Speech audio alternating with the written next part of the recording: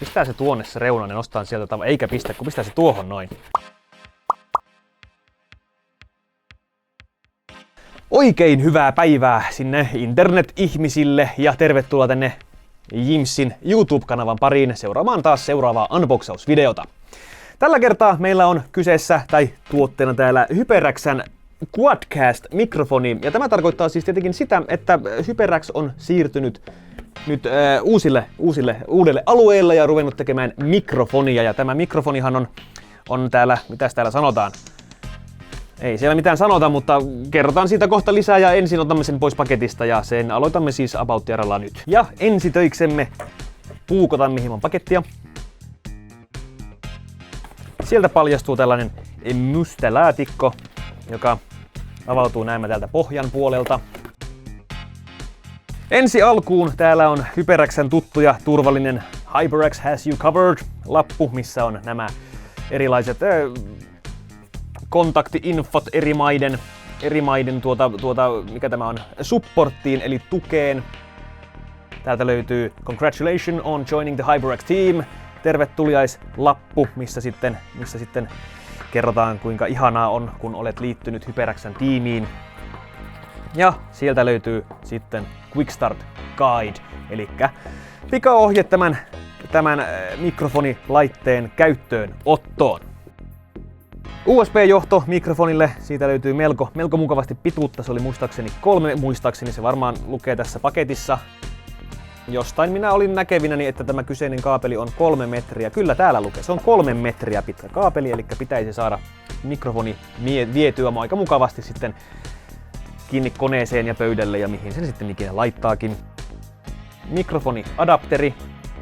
Sen saa tökättyä sitten mikrofoni tuollaisen standiin tarvittaessa kiinni. Ja lopuksi meillä on täällä itse mikrofoni.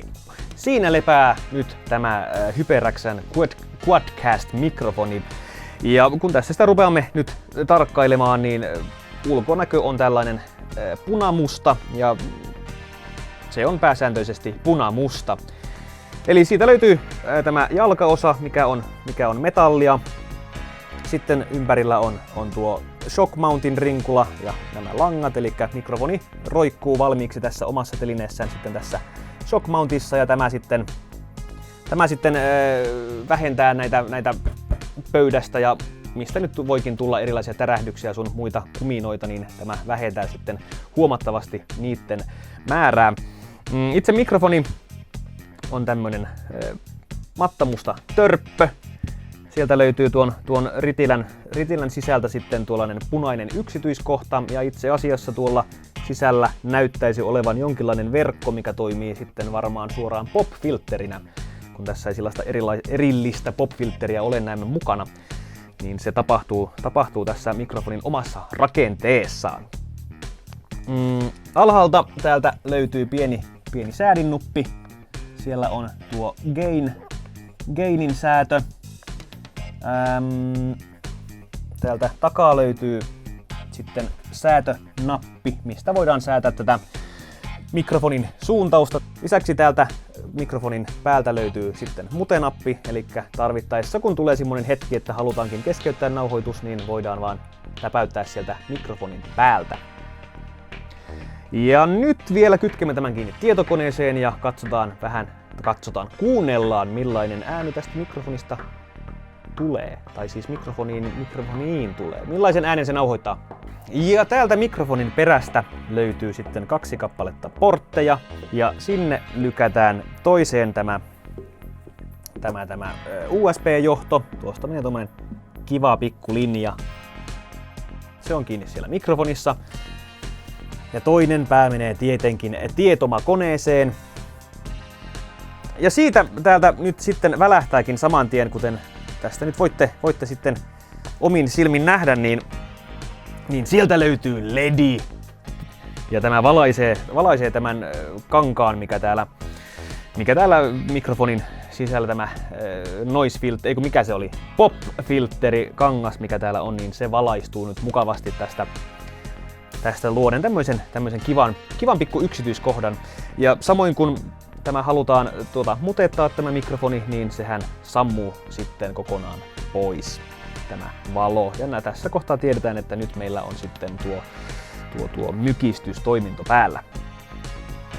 Ja sitten täältä takaa vielä yksi asia tuosta tosiaan monitorointia varten. Oma pistoke, noin 3,5 millin pistoke, niin nyt voi sitten kuunnella ja seurata omaa äänen voimakkuuttaan ja tuon lähetyksen tai nauhoituksen laatua. No niin, ja kun nyt painamme täältä tuollaista nappia nimeltä Rec, niin tästä eteenpäin kuulette ääneni nyt sitten tämän HyperXn Quad. Niin se lukee tässä mun edessäni. Quadcast-mikrofonin kautta. Ja tällä hetkellä meillähän on tässä mikrofonissa nyt sitten tämä Cardio-mode, ja se ottaa tästä mikrofonin edestä tulevat äänet, ja täältä takaa ja sivulta ei niinkään paljon. Mutta kun siirrämme täältä tämän systeemin tuohon ympyrään, eli kaikkialta ilmansuunnista ääni on huomattavasti kovempi joka suunnasta. Ja sitten täältä löytyy tämä stereoasetus, noin, eli tämä ottaa äänen oikealta taikka sitten vasemmalta, ja näin ollen saadaan sitten tarvittaessa nauhoitettua stereoääntä.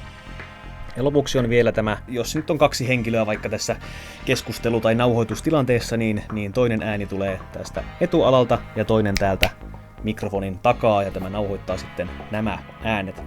Tästä löytyy tältä alhaalta tämä gain-nappi, eli tällä saadaan tarvittaessa äänen voimakkuutta, ja kun tätä rupean tässä ruuvaamaan, niin huomaatte, että herkkyyttä tulee huomattavasti enemmän. Mutta me emme halua pitää sitä noin kovalla.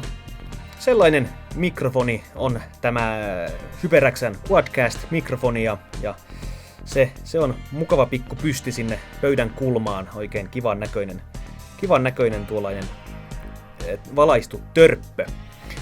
Me lopetamme tältä erää ja palaamme taas ensi kerralla jonkun toisen tuotteen parista, joten se on morjens!